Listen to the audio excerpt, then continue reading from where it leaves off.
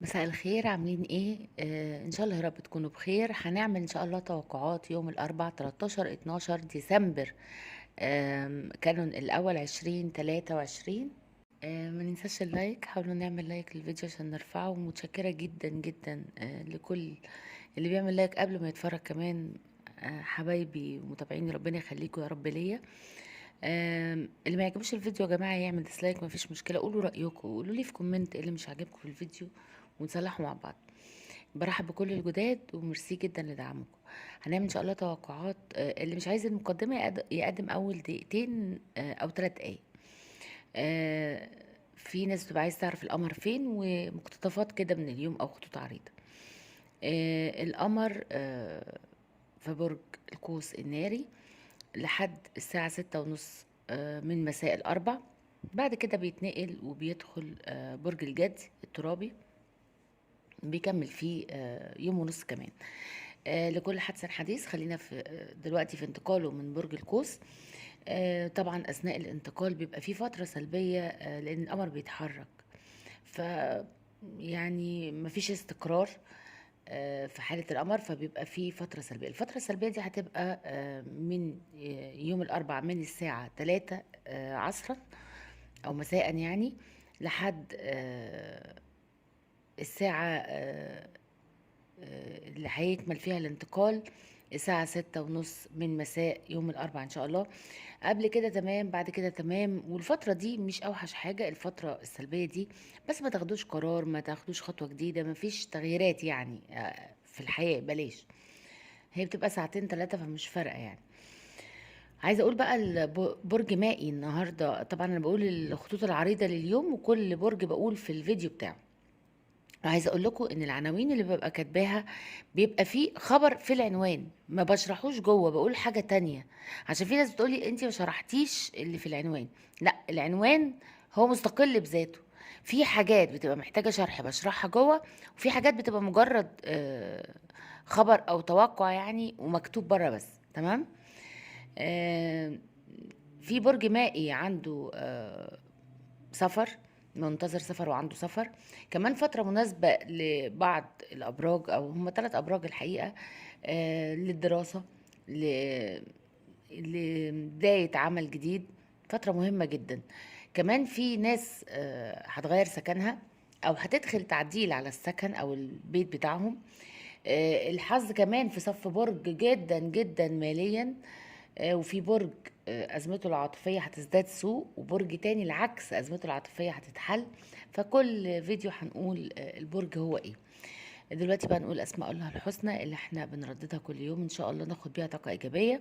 وزي ما اتفقنا إن عدد الأسماء مرتبط بطاقة اليوم. ممكن يوم يكون فيه أسماء قليلة، وممكن يوم أسماء كتير.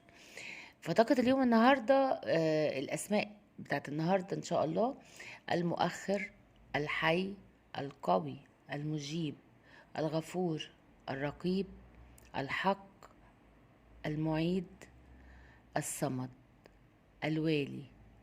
هي دي الأسماء. أنا بقولها بالراحة أهو، عشان في ناس قالوا لي قوليها بالراحة. بقولها بالراحة أهو عشان نرددها مع بعض. وإن شاء الله يكون يوم خير على الكل يا رب. دلوقتي بقى نسمع التوقعات بالتفصيل، ويا رب يا رب ينول كل حد اللي بيتمناه. حظك النهارده برج العقرب 45%. التوافق اليومي بتاعك مع برج الجوزاء. حظك في الحب 50%، ورقم الحظ عندك رقم 4. النهارده بتستمد قوتك من بعض الأشخاص اللي بيقدموا لك الدعم دايما. بيزيد النهارده تشجيع الأشخاص دي لك. النهارده هم حريصين جدا على نجاحك وتفوقك. هتقدر النهارده تتحكم في مشاعرك كمان بشكل كبير. كمان هتقدر تسيطر على أي فوضى، خاصة في مكان العمل اللي انت بتشتغل فيه. الأجواء بتتغير إن شاء الله للأحسن. بس عليك إن انت تاخد بالك وتبقى حذر شوية. مش هتحقق أي تقدم في حياتك مش حذر. كمان انت ما عندكش أي مبرر للكسل أو القعاد في البيت. استغل الوقت واخرج من البيت. روح أي مكان هادي. إذا عملت كده هتقدر يبقى عندك نشاط أكتر وحيوية أكتر بإذن الله. آم، كمان يعني بغض النظر عن التوتر اللي بيخلي الأمور تخرج عن نطاق السيطرة، إلا إنك بتبقى قادر دايما تتعامل معاه مع اي موقف طارئ او حاجه. ثق في نفسك وفي قدراتك وفي طريقتك لمجاراة الامور يعني. مفيش شك ان هناك سبب لاهتمامك ببعض التفاصيل اكيد النهارده، وتخطيط كمان لخطواتك بحرص.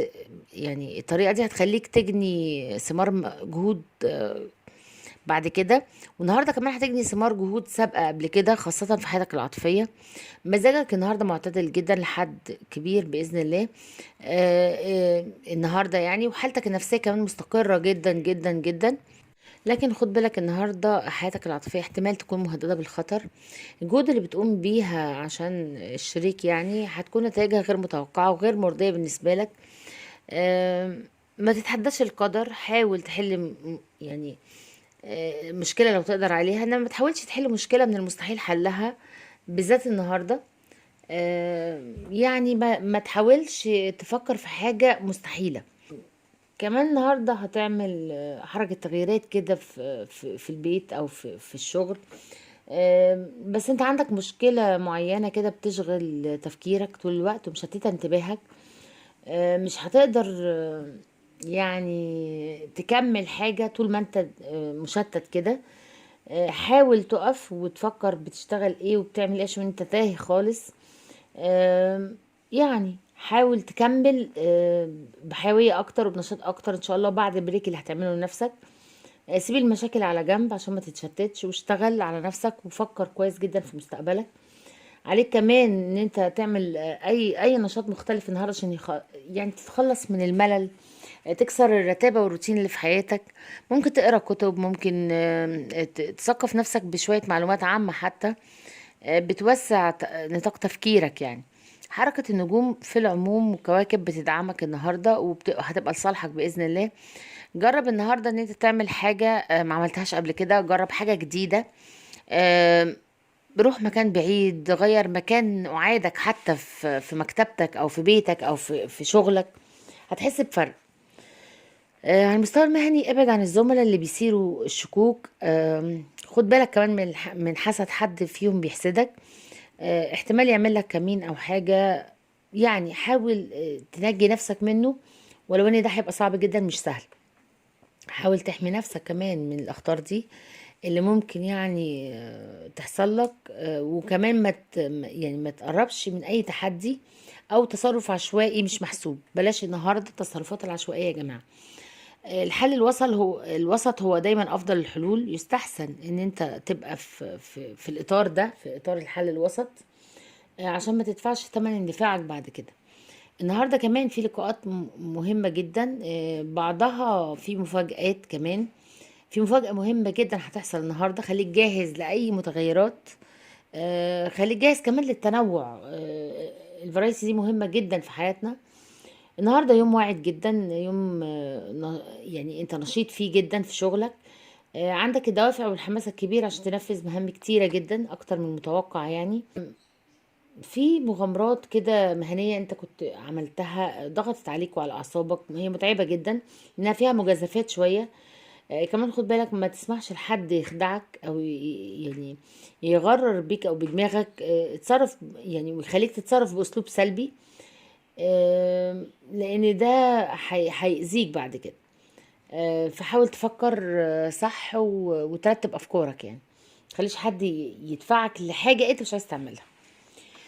على المستوى العاطفي بقى، انت بتوعد الشريك وعود كتير وبعدين بتخلف الوعود دي. بتديله ميعاد وتخلف الميعاد، ما بتجيش في وقتك المحدد، ممكن تلغيه كمان. فخد بالك ان كل ده بيأثر مدة العلاقة بينكو.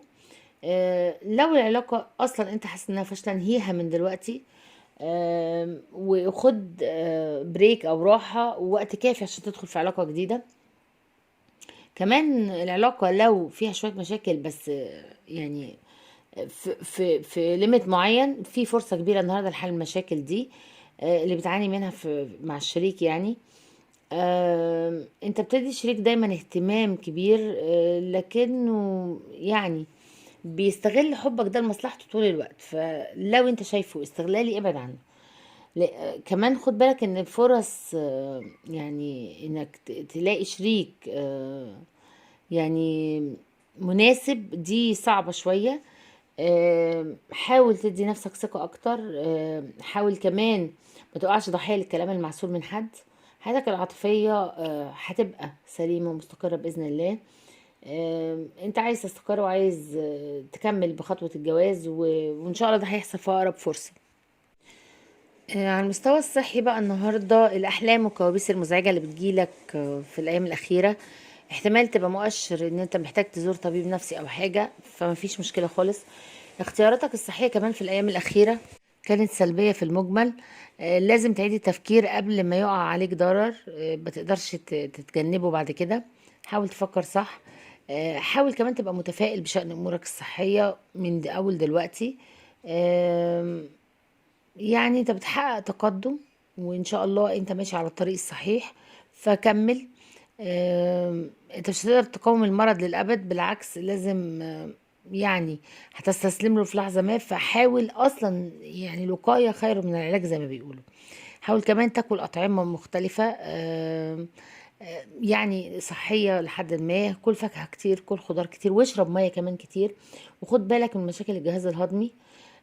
بس هي دي كانت توقعات برج العقرب النهارده. لو عجبك الفيديو اعمل لايك وشير، ولو تشوف القناه لاول مره يا ريت تشترك وتفعل زر الجرس عشان يوصلك كل جديد. ميرسي.